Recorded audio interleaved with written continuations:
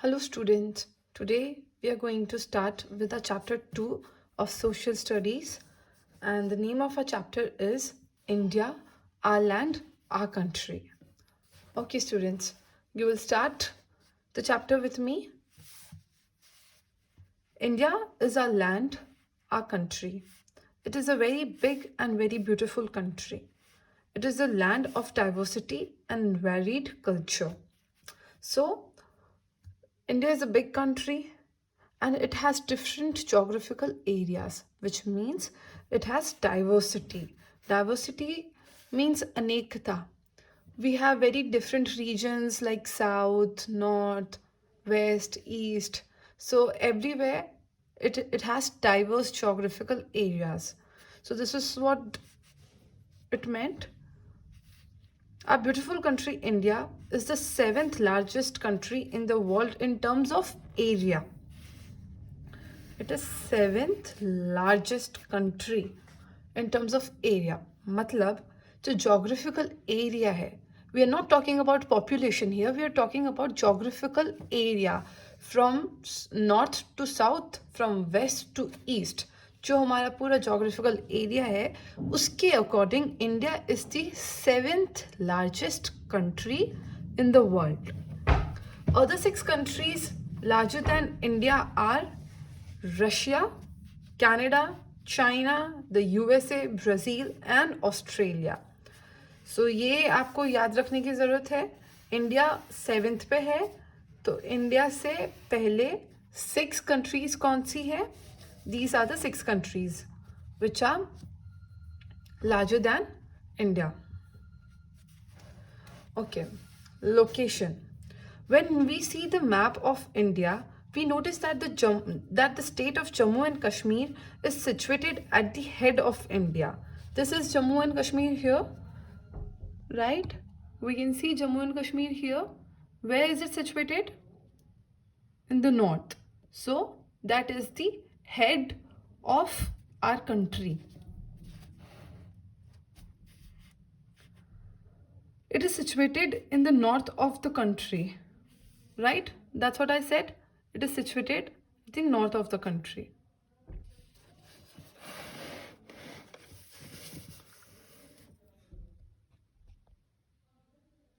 India is bounded by the mighty Himalayas in northern. Mighty Himalayas मतलब जो north side की जो reason है वहाँ पे we see in Uttarakhand, in Himachal Pradesh, in Jammu and Kashmir, we have seen there are Himalayas, there are mountains.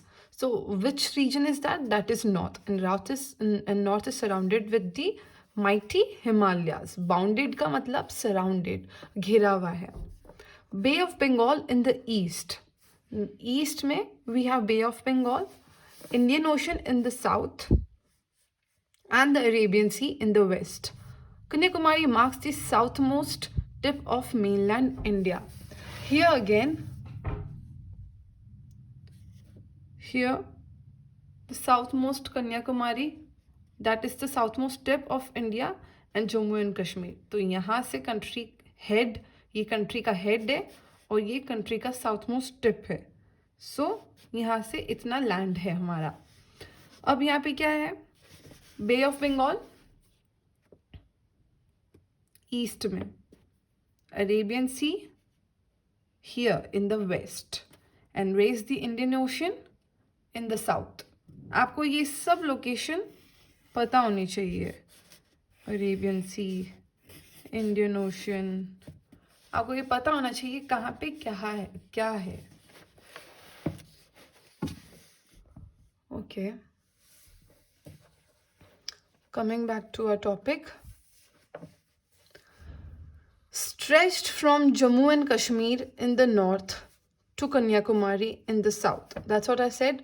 Jammu and Kashmir से start होता है और कहाँ तक जाता है? Kanyakumari to the south.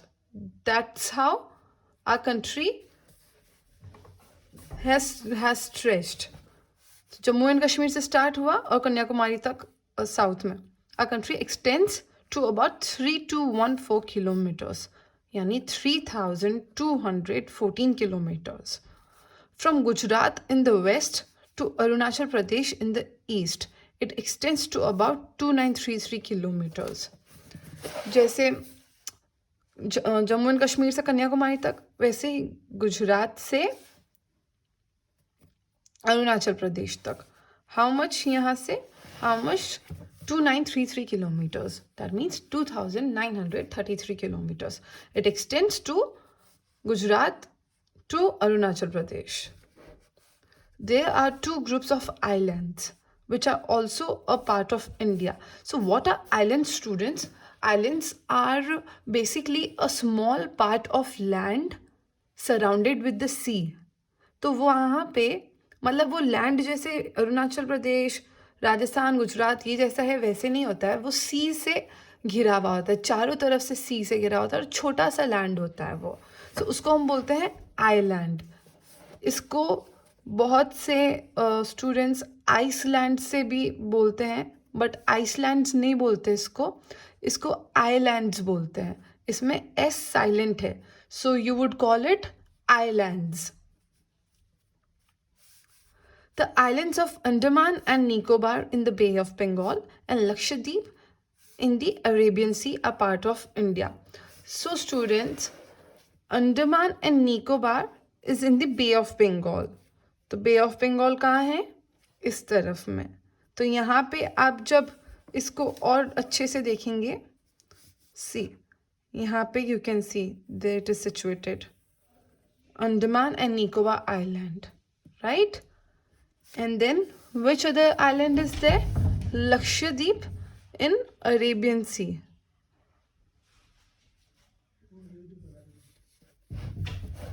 So Lakshadweep is in the Arabian Sea here.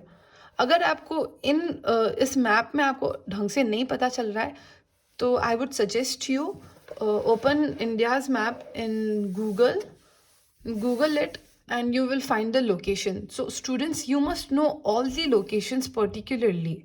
You should know where is Andaman and Nicobar Island, where is Lakshadweep Island, in which ocean is this island situated. So these are all very important for your knowledge. So do research about this. Okay, now political divisions of India. India is a very big country. It is very difficult to run such a vast country with more than 1 billion population living here. So there are people living in a country where the population is more than 1 billion. So there we need a political structure. वहाँ पे it's very difficult. जहाँ पे अगर सिर्फ एक particular के पास एक power हो, किसके लिए? कंट्री को रन करने के लिए. So we need a political division in such a vast country. मतलब इतनी बड़ी कंट्री के लिए we need political division, जो इतने सारे लोगों पे कुछ लोग हो जो उन पे उनका ध्यान रख सके, उन पे रूल्स एंड रेगुलेशंस बना सके. So that's why we have political divisions in India. In order to run and govern the country, there are two sets of government in India. One is called central government and the other is called state government. तो एक central government है और एक state government है.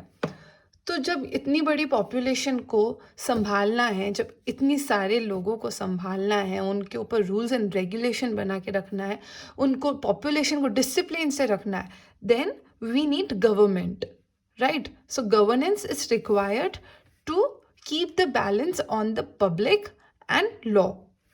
तो उसके लिए there are two sets of governments in India, where one is called central government and the other one is called state government. Okay, I will tell you about both of these in detail. The central government takes care and govern the whole country, and the state governments govern the states. Okay, now I will explain you the work of both these governments. So central government and state government. अब आप कहाँ पे रह रहे हो अभी?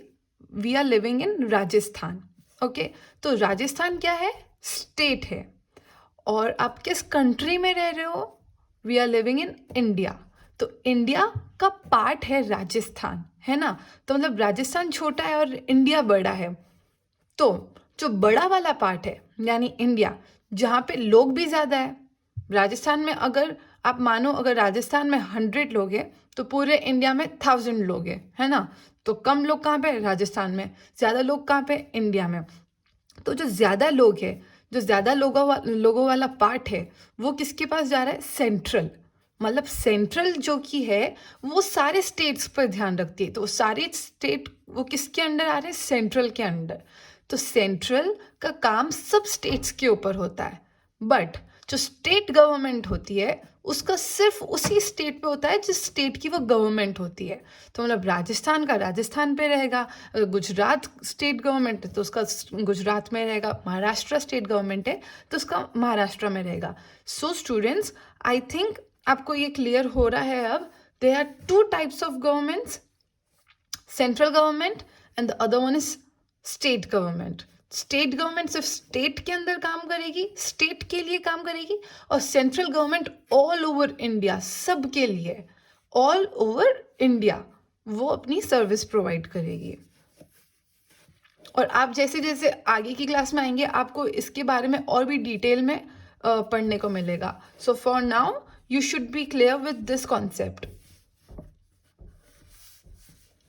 Our country is divided into smaller areas which are called states and union territories.